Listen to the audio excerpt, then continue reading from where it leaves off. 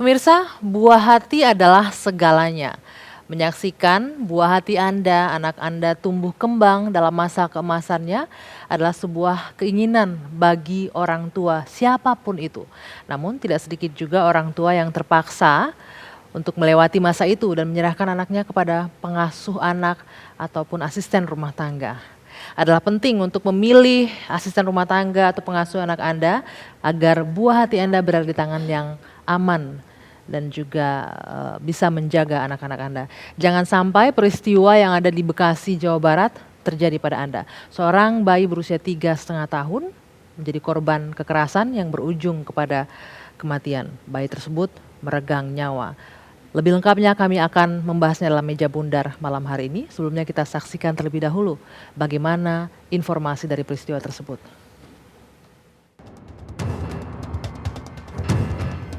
Polres Kota Bekasi masih terus memburu Sutina, asisten rumah tangga yang diduga tega membunuh Jason Simanjuntak, balita berusia 3,5 tahun di Bintara, Bekasi, Jawa Barat.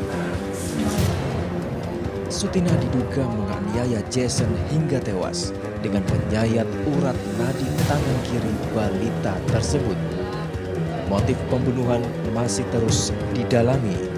Pasalnya, polisi masih kesulitan menemukan titik terang keberadaan janda beranak 3 yang baru 10 hari bekerja menjadi asisten rumah tangga di rumah pasangan Evelyn Sianipar dan Jantar Simanjuntak itu. Peristiwa ini berawal saat Evelyn membutuhkan jasa asisten rumah tangga. Linda, mertua Evelyn, yang ikut membantu mencari menemukan Sutina atas rekomendasi tetangganya di daerah Pondok Tanah Mas, Cibitung, Jawa Barat. Kan saya bilang kan Pak ketemu di rumah si penjaga. Oke, terus? Terus mau nggak kamu kerja? Mau katanya. Kalau kamu kerja coba saya tes dulu lah. Itu yang saya bilang Nuci tadi kan Pak sama gosok. Saya lihat gosoknya koran berantakan. Satu.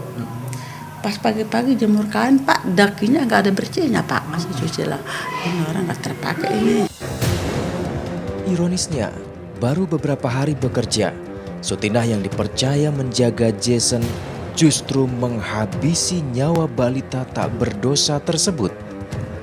Peristiwa penganiayaan baru diketahui oleh ibunda korban pada Selasa 21 Oktober pukul 00.30. Evelyn yang baru pulang bekerja sempat menduga anaknya tertidur di lantai 2 rumahnya. Namun betapa terkejutnya ketika ia membuka bantal yang menutupi kepala Jason. Ternyata putra semata wayangnya telah tewas dengan luka sayatan di tangannya. Saya buka pintu, oh dia tidur. Tadinya saya mau turun, tapi saya lihat kok itu saya buka beneran anak saya udah mati, udah biru. Saya cuma lihat darah-darah aja di ini. Udah kakusnya anak saya udah. Tak ada lagi riuh tawa Jason. Saat ini keluarga masih sangat berduka atas kehilangan yang mendalam. Keluarga berharap polisi dengan cepat dapat menemukan pelaku agar kasus ini bisa diselesaikan secara hukum. Apa yang sesungguhnya terjadi malam hari ini sudah hadir bersama saya, Pak Joseph Sianipar, yang tak lain adalah adik dari ibu korban ya. Sampai saat ini ibu korban, Evelyn, masih belum bisa kita hadirkan di sini karena kondisinya secara psikologis masih belum kuat ya. Bagaimana kondisinya Evelyn saat ini? Saat ini Ibu Evelyn? mereka baik ibu ataupun ayah dari korban itu sendiri masih dalam keadaan duka. Jadi mereka juga masih belum sanggup untuk menceritakan kembali kronologisnya. Ya. Jadi mereka mengutus saya untuk menceritakannya. Oke. Sebelumnya kami juga mengucapkan turut berduka cita ya Mas kasih. Joseph ya atas apa yang menimpa keluarga Anda. Tapi boleh diceritakan sedikit nggak bagaimana awalnya? Ini juga mungkin penting untuk Anda pemirsa di rumah untuk lebih berhati-hati ya dalam meng-hire asisten rumah tangga atau pengasuh anak Anda. Bagaimana awalnya sehingga Sutina atau tersangka ini bisa bekerja di keluarga kakak Anda? si asisten rumah tangga ini awalnya direkomendasikan oleh mertua kakak saya atau ibu dari abang ipar saya itu. Lalu ya karena kita rekomendasi ya, biasanya kan yang kita nggak percaya tuh malah yang dari agen ataupun yang dari penyalur. Tapi kan karena ini rekomendasi, apalagi mertua sendiri gitu, kita yakin. Akhirnya dia bekerja belum sampai 2 minggu lah. Baru 10 hari ya 10 katanya hari, bekerja di sana. kira-kira 10 hari bekerja, lalu ada kejadian kayak gini kan kita juga nggak tahu ya. Ternyata kalau dari awal kita udah tahu, mungkin kita udah mungkin bisa menolak gitu. Oke. Pertama kali korban Jason ini ditemukan di mana dan siapa yang menemukan pertama kali, Mas Joseph? Yang pertama kali menemukan kakak saya di rumah saat itu, sedang tidur di lantai 2. Pagi, siang hari atau Malam. malam hari? Sedang tidur korban ini. Enggak curiga saat menemukan pertama kali, ibu korban ini tidak mencurigai kondisi seperti apa? Mungkin kalau cerita kronologis, saya juga sendiri belum siap kalau untuk cerita kronologis lagi. Oke. Tapi itulah kakak yang pertama kali menemukan, lalu dia meminta tolong, lalu tetangga berdatangan. Seperti itu. Kita mohon maaf juga ya karena harus menceritakan ini, tapi pada saat itu memang kondisi Jason sendiri sudah tidak bernyawa atau bagaimana? Iya, sudah tidak bernyawa. Awalnya ketika diselamatkan ke salah satu rumah sakit ibu dan anak, dokter di situ bilang, oh pupilnya belum membesar, mungkin masih bisa diselamatkan kalau di rumah sakit yang lebih besar. Akhirnya kita bawa ke rumah sakit yang lebih besar. Ternyata walaupun pupilnya belum membesar, tapi sudah tidak ada denyut jantung. Di rumah sakit pertama itu Mas Joseph tidak diperiksa denyut jantungnya bagaimana, apakah masih mungkin bisa terselamatkan pada saat itu?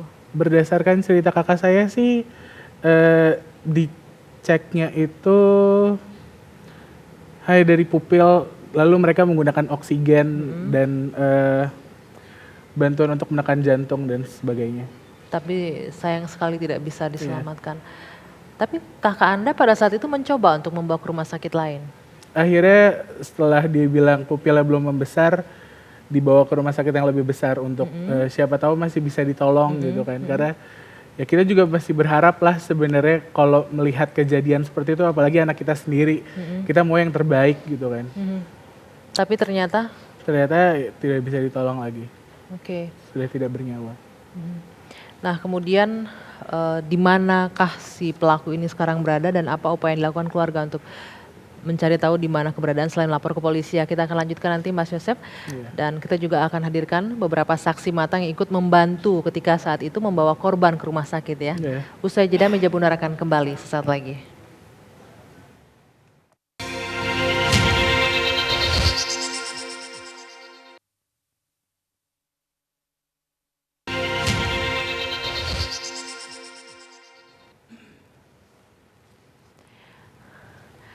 Anda kembali di Meja Bundar, pemirsa, kami masih membahas mengenai kematian seorang bocah berusia 3,5 tahun yang meregang nyawa diduga karena mengalami penganiayaan dan juga kekerasan oleh pengasuhnya sendiri.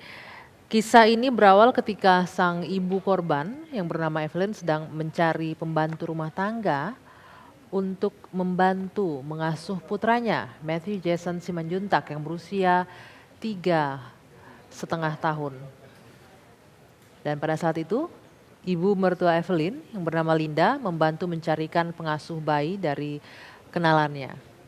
Evelyn atau ibu korban ini setiap harinya bekerja hingga pukul 9 dan 10 malam hari. Sementara suaminya Junter Simanjuntak dinas di luar kota. Pelaku atau pengasuh rumah tangga ini, pengasuh dari bayi ini sempat mengeluhkan kepada pasangannya bahwa dia sering dicakar wajahnya oleh korban yang berusia 3,5 tahun dan tidak lama korban ditemukan tidak bernyawa di rumahnya dan sempat dilarikan ke Rumah Sakit Islam Pondokopi. Namun belum sempat mendapatkan pertolongan, nyawanya sudah tidak tertolong lagi. Itu kurang lebih bagaimana kronologis dari peristiwa meninggalnya Jason Simanjuntak. Lalu apa pernyataan dari orang tuanya? Kami juga sempat berbincang dengan orang tua korban. Berikut ini pernyataannya. Saya buka pintu, oh dia tidur. Tadinya saya mau turun, tapi saya lihat dulu, kok gitu? Saya buka beneran, anak saya udah mati, udah biru. Saya cuma lihat darah-darah aja di ini. Udah kaku asnya anak saya. Ya, itu yang sempat kami dapatkan wawancara dari orang tua korban. Pada saat pertama kali melihat kondisi anaknya yang sudah tergeletak, Evelyn juga sempat meminta pertolongan ya pada warga sekitar. Sudah hadir malam hari ini bersama saya Pak Surya Budiman, selamat malam, dan juga Pak Ujang, selamat malam. Ya, selamat malam. Pak Surya, Anda malam itu berada di lokasi ya, sedang melintas depan rumah. Bisa diceritakan apa yang terjadi ketika itu? Kebetulan malam itu saya baru pulang kerja kepingin lewat jalur itu gitu loh. Saya juga nggak nyangka kalau di situ terjadi pembunuhan. Saya lihat banyak anak-anak muda itu lari ketakutan. Saya sempat ngomel, saya bilang ngapain ganggu-ganggu orang gitu kan. Udah gitu saya dengan santainya pulang. Dari jauh saya dengar ada seorang ibu menggendong anaknya, dia teriak-teriak minta tolong, dan warga nggak terlalu banyak yang datang.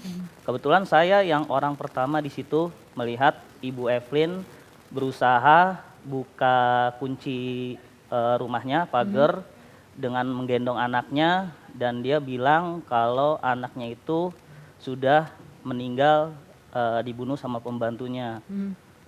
Udah aku Saat juga, melihat Ibu Evelyn teriak-teriak itu apa yang Anda lakukan, Pak Surya? aku juga namanya tetangga ya.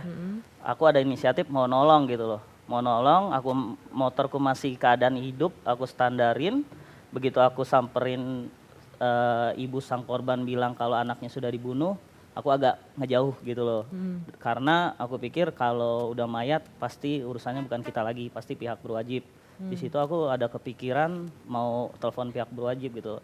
Untung datang Pak Ujang ini dengan berlari tanpa pakai baju gitu loh. Nah, sebelum ke Pak Ujang, Anda melihat bagaimana situasi saat itu? Hanya Ibu Evelyn sendiri, kemudian ada orang lainkah yang Di ikut dalam berada? yang aku tahu Bu Evelynnya sambil duduk di bawah di lantai membuka pintu pagar sambil menggendong anaknya, nangis-nangis, itu memang dia aja. Kondisi korban sendiri Anda bisa ceritakan nggak, melihat dengan dekat bagaimana saat Kalau Anda aku lihat melihatnya? dekat, kayaknya memang sudah nggak ada, memang udah nggak ada gitu loh.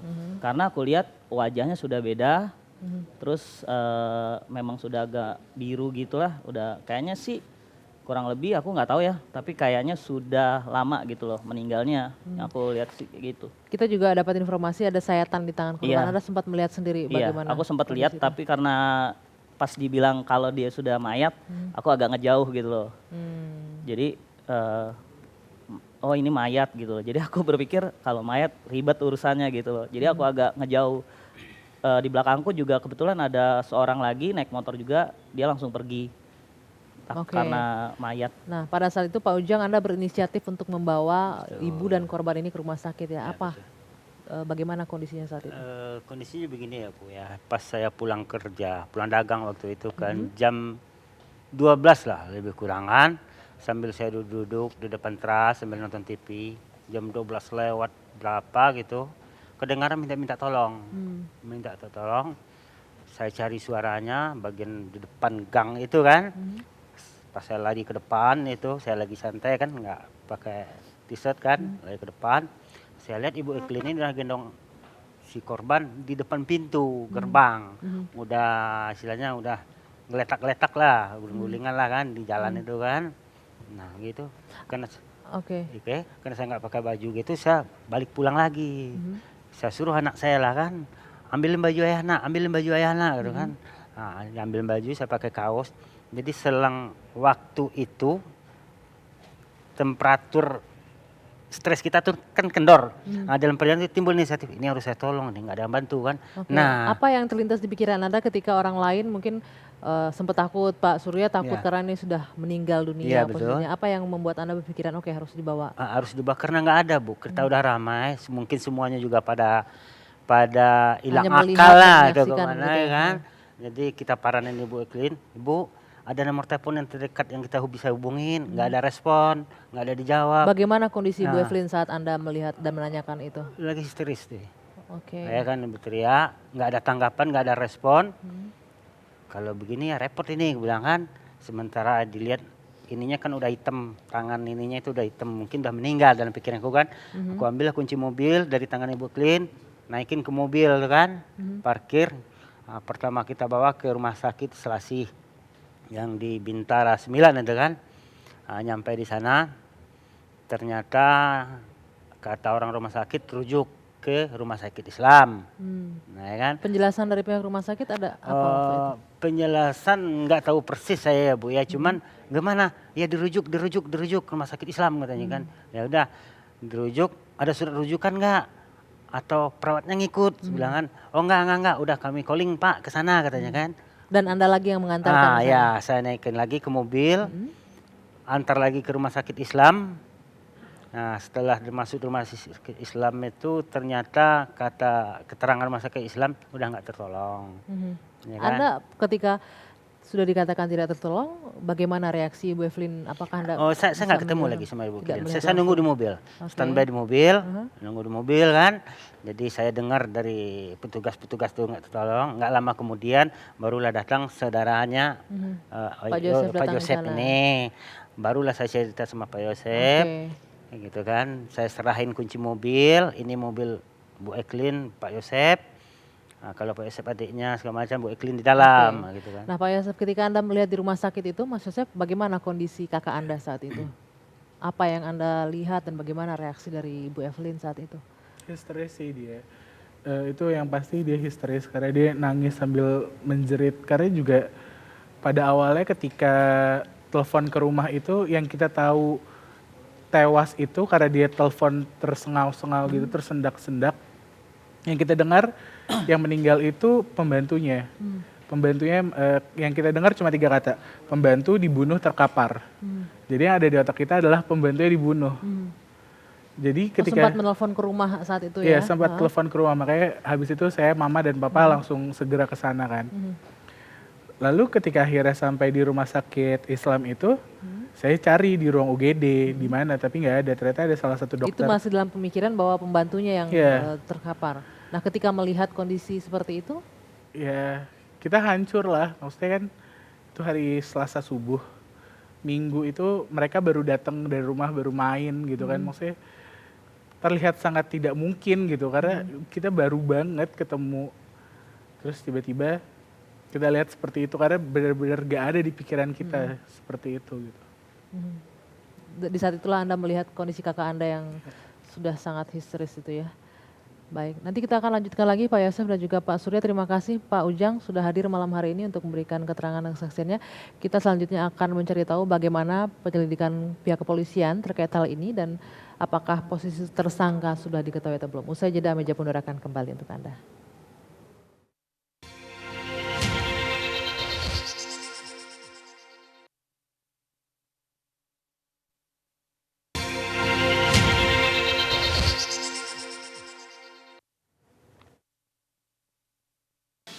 Iya, dapat dari ini, dari penjaga sekolah tempat ibu mertuanya si ini Evelyn bekerja. Nah, ngakunya si dia mantunya. Nah, terus direferensikan mantu, makanya diterima. Bukan takdir itu Pak, bukan takdir itu Pak. Itu ajar saya Pak, enggak takdir Pak. Sampai sekarang bagi saya Pak, enggak takdir itu Pak, enggak takdir bagi saya itu. Kenapa Tuhan tuh kejam Pak, mati dibunuh cucu saya Pak. Itu saya nggak habis pikir Pak. Masalah umur lagi nggak seimbang Pak sama perbuatannya yang membunuh itu. Sampai-sampai saya di sini. Malah susu saya sampai ya Tuhan kejam banget kamu Tuhan sampai berani tuh pembantu membunuh susu saya Pak itu sama. Ya kalau kita lihat tadi betapa beban yang luar biasa yang Anda saksikan tadi adalah nenek dari korban atau mertua ya dari Ibu Evelyn yang membawa pelaku tersangka ini ke rumah. Boleh tahu Mas Joseph bagaimana kondisi sang nenek? Mungkin beban luar biasa untuk dia karena dia yang membawa ke rumah ya? Karena awalnya ketika kejadian sampai akhirnya juga di pemakaman, si ibu ini Namburu saya sebutnya. Namburu ini dia merasa menyesal dan dia menyalahkan dirinya kan. Kita sekeluarga sudah mengingatkan ini bukan kesalahan Namburu karena ini mungkin jalan dari Tuhan gitu. Walaupun jalannya dan caranya menyakitkan, tapi itulah rencana Tuhan, gak ada yang kita tahu. Ya, mudah-mudahan kondisinya juga lebih baik ya sekarang ya, bisa lega. Dan malam hari ini juga sudah bergabung bersama saya Kabid Humas Polda Metro Jaya, Kombes Pol Rikwanto. Selamat malam Pak Rikwanto. Malam. Terima kasih Pak Rik sudah mampir di meja bundar. Pak Rik, boleh diceritakan sedikit sejauh apa penyelidikan dari pihak kepolisian untuk mengejar si pelaku dan apa yang membuat polisi yakin bahwa tersangka adalah pelaku si pembantu rumah tangga ini? Iya, setelah mendapatkan laporan, kita langsung ke TKP, lakukan olah TKP, dan dari beberapa keterangan yang kita dapat, termasuk dari ibu korban sendiri, ditemukan pertama kali posisi korban ini oleh ibu korban, itu wajahnya ditutupi bantal, kemudian badannya ditutupi spray. Pertama ibunya buka bantalnya, sudah kelihatan tidak bergerak, pucat, kemudian buka spraynya, kelihatan darah dan ada luka mengangkat sayatan di tangan kanannya. Penyebab kematian korban sendiri apa Pak Rik? Nah, Apakah ini yang sedang sayatan kita atau karena lakukan dibekap? visum, ya mudah-mudahan dalam waktu dekat bisa keluar visumnya. Apakah dibekap itu menyebabkan kematian atau disayat kemudian ribut dibekap? Ini juga masih kita dalami. Yang jelas dua faktor ini bisa juga menjadi penyebab kematian. Nah, polisi mengarahkan bahwa ini dugaan kuat adalah si pembantu rumah tangga. Dari mana Pak Rikwanto? Yang pertama kita masih mencari alat yang digunakan. Kita nanti akan bertanya kepada keluarga korban, adakah kehilangan senjata tajam, pisau dapur atau pisau roti dan lain-lain yang digunakan untuk melakukan penyayatan tersebut. Yang kedua, ibu korban waktu pulang ke rumahnya itu pagar tidak dikunci. Padahal itu jam 12 malam kurang lebih. Pintu depan tidak terkunci. Kemudian mencari ke atas dan menemukan anaknya sudah tertutupi spray dan bantal. Nah, kemudian dari penelitian olah TKP, baju-baju si pembantu sudah tidak ada. Ada indikasi pembantu kabur? Ya, ada indikasi memang setelah melakukan itu, dia kemas-kemas, dia melarikan diri. Jadi sepertinya memang sengaja tidak ada jejaknya, tidak ada barang-barangnya yang tertinggal. Baik itu identitas si pelaku juga tidak ada yang tertinggal segala macam. Jadi apapun yang berkaitan dengan dia sebagai pelaku itu tidak ditinggalkan di situ. Jadi sempat punya waktu yang cukup ya untuk berkemas-kemas. Pak Rikwanto, kita juga mendapat kabar kalau kekasih dari si pelaku ini juga sudah dimintai keterangannya. Ada informasi lain mungkin Pak yang bisa diketahui dari pasangan si pelaku ini? Ya memang. Mungkin pelaku pernah mengeluhkan kondisi kerjaannya dan dugaan lain-lain. kuat ini pelaku pembantu dari mana kan kita telusuri. Dari ibu mertua dari mana? Dari Yayat, ini penjaga sekolah. Penjaga sekolah dari mana? Dari anaknya Ahmad Tarmuji, ini tukang ojek. Itu ternyata Ahmad Tarmuji pacaran dengan seorang gadis. Nah, dia rekomendasikan kepada Yayat, kebetulan ibu mertua, ibu korban butuh pembantu. Nah, kita cari ini si pembantu, kita bawa Yayat kemana-mana, dan informasi awal yang kita peroleh, memang dia pacaran baru 2 minggu. Kemudian status si Sartinah ya, STN ini nama pembantu yang bisa kita dapatkan, ini juga melakukan kegiatan ekonomi seperti menjual kopi-kopi di kawasan Monas dan kawasan di Petamburan. Nah, disitulah mereka kenalan. Baru 2 minggu, kebetulan dikenalkan sama ibunya. Ada nggak dari AM ini atau dari pacar pelaku ini, mungkin si pelaku sempat menceritakan bahwa di tempat kerjanya tidak nyaman atau ada mungkin faktor atau motif yang menyebabkan dia melakukan ini? Memang hasil pemeriksaan kita terhadap si Ahmad Tarmuji, pacar diduga pelaku pembunuh ini, pacarnya Sartina. Sartina pernah mengeluh mengadu kepada Ahmad Tarmuji ini, anaknya nakal, kadang-kadang mencakar dia. Namun Tarmuji ini menasihati, ya memang anak kecil seperti itu, kamu sabar saja.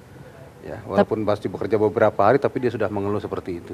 Belum 2 minggu ya, baru 10 hari begitu ya sudah ini. Kan anak 3,5 tahun lagi lincah-lincahnya memang lagi bandel-bandelnya gitu ya, lagi ingin tahunya besar. Itu mungkin yang membuat si Satina ini mencoba menjaga kemana-mana sehingga terjadi kontak fisik ya, termasuk cakaran dan lain-lain. Oke, sejauh ini motif yang didapatkan oleh pihak kepolisian hanya itu saja Pak Rik atau ada motif lain mungkin? Ya, ada sesuatu yang cukup signifikan ya. Kita mencari Sartina ini di wilayah Jakarta, juga mencoba mencari tahu dia berasal dari mana. Nah, dia berasal dari suatu daerah di Jawa Tengah. Oke. Ya, dan kita sudah minta bantuan dengan Polres Banjarnegara. Di sana sudah dicari alamatnya, ketemu. Memang tidak ada di situ.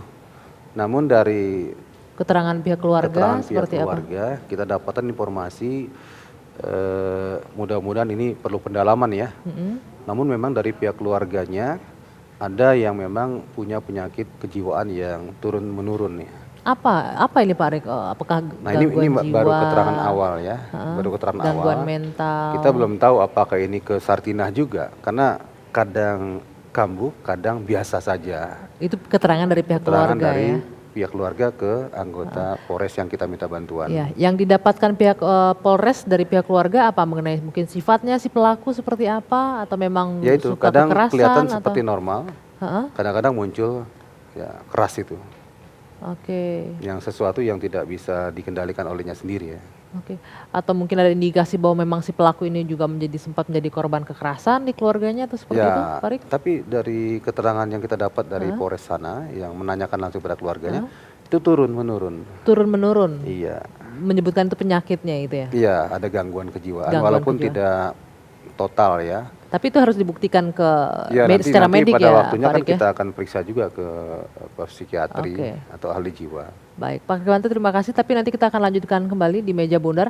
Apa sebenarnya yang melatar belakangi peristiwa kekerasan seperti ini yang dilakukan oleh orang-orang yang terdekat dengan Anda? Karena memang ini bukanlah kasus yang pertama kali terjadi. Yang sangat sedih juga mungkin karena kami harus kembali mengabarkan kasus atau kisah ini berulang, terus terjadi dan terus terjadi. Kita akan dapatkan jawabannya usai jeda saat lagi di meja bundar.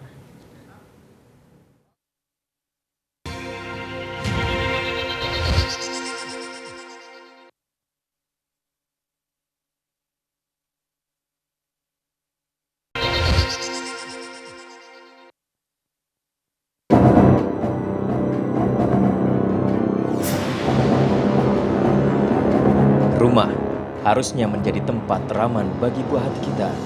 Namun kasus penganiayaan terhadap anak dan balita yang dilakukan oleh asisten rumah tangga yang belakangan marak terjadi membuat orang tua harus berpikir keras dan lebih berhati-hati untuk mempekerjakan orang lain di rumah mereka. Berikut beberapa kejadian penganiayaan yang berujung pembunuhan yang menimpa anak dan balita. Pelakunya tidak lain adalah asisten rumah tangga yang notabene sebagai orang dekat. 25 Juni 2014 di Pekanbaru Riau, balita berusia 1 tahun 2 bulan bernama Janet Gracia ditemukan tewas setelah dianiaya oleh pembantunya sendiri, Yulia alias Dona. Wanita berusia 20 tahun yang baru 3 hari bekerja sebagai pembantu rumah tangga. Sebelumnya menculik Janet, aksi penculikan pun sempat rekam CCTV. 2 hari pasca penculikan, jasad Janet ditemukan di toilet umum dekat rumah korban. 22 Juni 2014 di Bandung, Jawa Barat, Raden Maheza Praja dan Aura ditemukan tewas di Jalan Gudang Utara, Kelurahan Merdeka, Kecamatan Sumur, Bandung.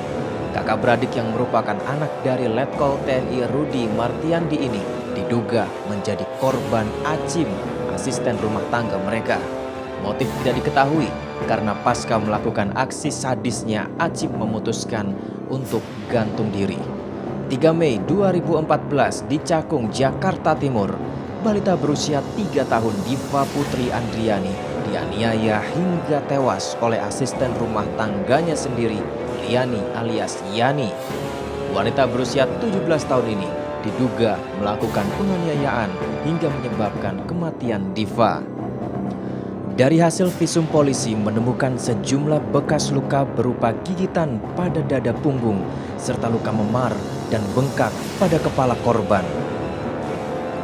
31 Januari 2013 di Tanah Abang, Jakarta Pusat, Rasya Alvino Azmi, bayi berusia 5 bulan tewas di tangan Irma, pembantu rumah tangganya. Karena tidak tahan mendengar rengekan Rasya yang menangis, Irma melilitkan kain panjang ke muka dan tangan korban. Setelah ditinggal beberapa saat untuk menyetrika, Rasya ditemukan tewas tidak bernafas lagi.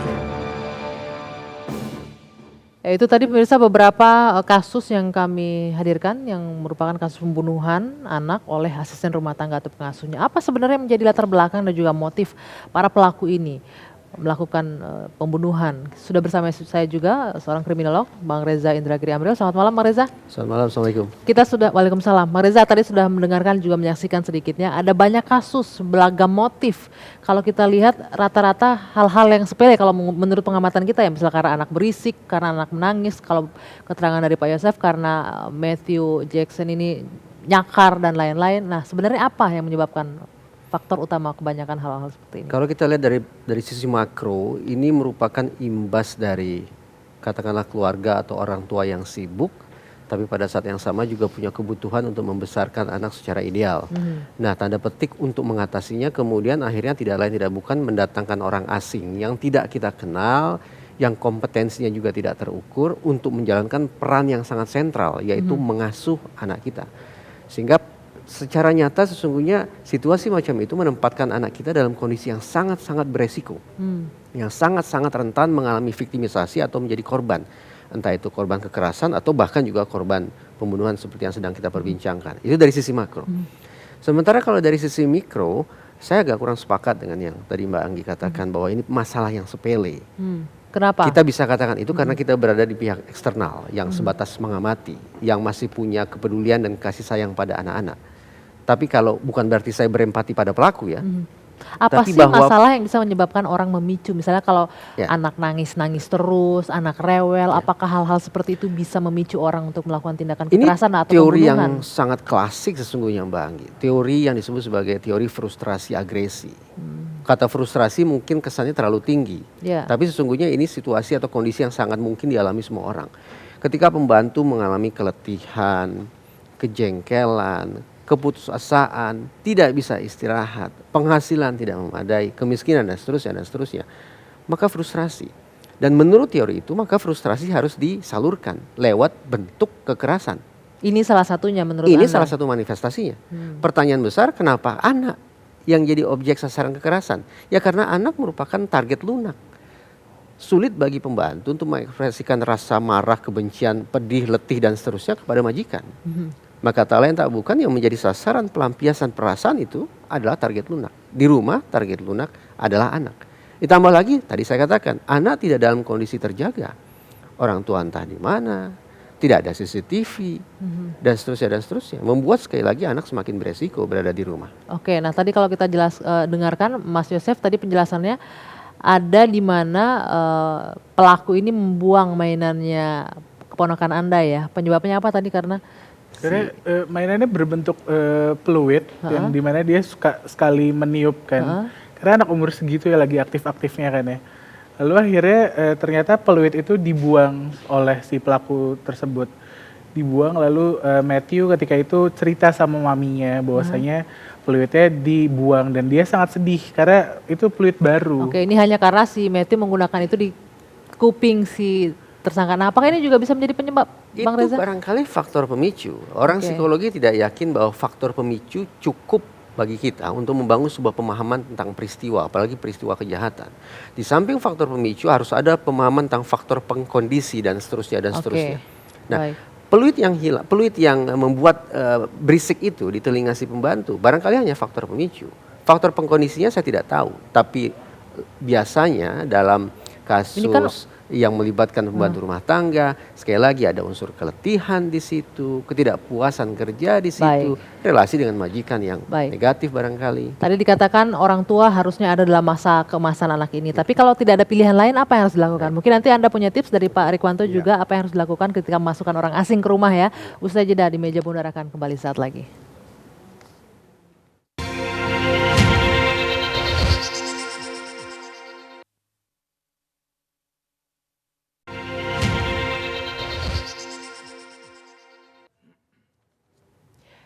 Ya, kita di bagian akhir meja bundar, Pak Rikwanto langsung saja ketika banyak kondisi harus memasukkan orang asing di rumah. Apa mungkin dari kepolisian ada yang harus diperhatikan nggak ketika harus memaksa meng-hire orang, terpaksa meng-hire orang?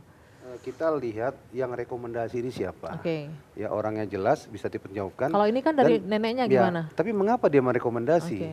Kemudian yang kedua, dalam 1 minggu kita bisa lihat karakter pembantu ini seperti apa. Jangan datang pembantu, kasih kerjaan, dia nyuci, dia ngosok, oke Ditinggal. semua beres, dia tinggal, kita nggak perlu tahu siapa dia. Oke. Bahkan kadang-kadang namanya pun nggak tahu. Ya, Harus kenalin belum yang kedua pernah ya berarti. foto-foto lagi. Oke. Tetap ya, yang ketiga, siapapun dia rekomendasi siapa, sudah masuk ke kita, identitasnya sudah ada. Ya.